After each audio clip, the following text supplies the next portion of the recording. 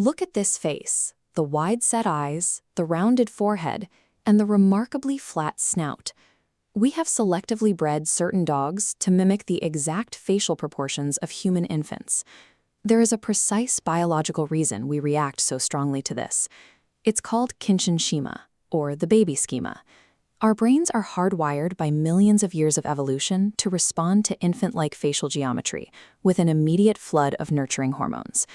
Ethologist Konrad Lorenz formalized this theory in 1943. He demonstrated that specific physical traits, like a large head and low-lying eyes, act as an automatic release mechanism for human caregiving behaviors.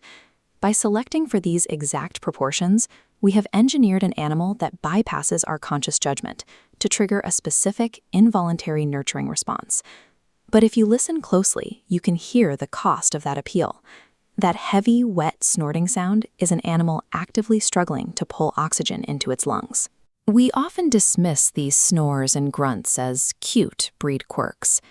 Veterinarians, however, view them as evidence of lifelong respiratory distress. In our pursuit to create a living manifestation of a human baby, we engineered a skeletal structure that can no longer comfortably house the animal's internal anatomy. To understand the failure, we have to look at the ancestral starting point. A wolf possesses a mesocephalic skull. It features an elongated, functional snout with ample room for an airway, teeth, and a tongue.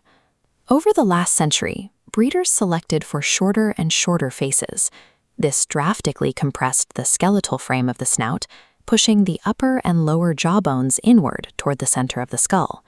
But while we shrank the bone, we did not shrink the soft tissue. The dog still has the same volume of skin, the same size tongue, and the same length of soft palate.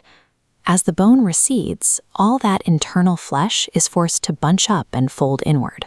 Trying to pack a standard dog's internal anatomy into half the necessary skeletal space creates a structural conflict that physics simply cannot resolve.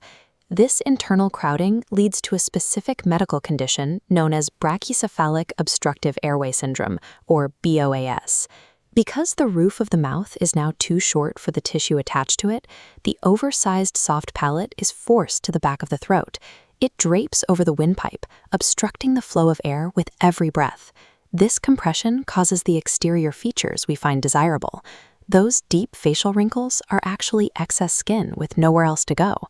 Similarly, the skull's eye sockets have become so shallow that the eyeballs cannot sit securely inside the head. Every distinct feature of this breed is actually a direct manifestation of structural failure. These dogs were not always born this way. The extreme flatness of modern designer breeds is a recent development driven by aesthetic trends. Historical evidence, like this trading card, shows that early pugs possessed distinct, protruding snouts. They had the physical room required to breathe normally. Over decades, market demand and social media normalized the flat-faced look. What was once a biological defect became a lucrative status symbol, encouraging breeders to push the anatomy even further. Our obsession with this aesthetic shifted the baseline of what a normal dog looks like. We became accustomed to the surgical interventions and high veterinary costs required to keep these animals comfortable. A growing counter-movement of veterinarians and ethical breeders is now pushing back against these extreme standards.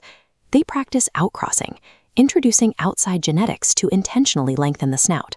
This retrobreeding restores natural airflow by providing necessary skeletal space. True affection for these animals requires us to recognize our own biological biases. We have to redefine cute to mean healthy, functional, and breathing anatomy.